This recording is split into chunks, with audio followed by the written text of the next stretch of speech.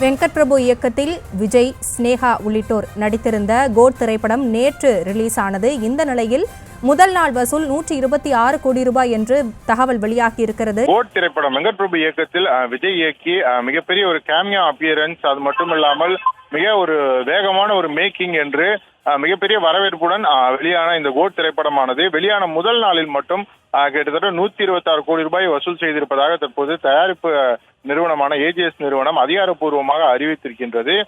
இது இந்த வசூலை பொறுத்தவரையிலும் மிகப்பெரிய அளவில் எதிர்பார்க்கப்பட்ட ஒரு கோட் திரைப்படத்திற்கு இந்த வசூலானது முதல் நாளில் மட்டும் உலக அளவில் கிடைத்திருக்கின்றது.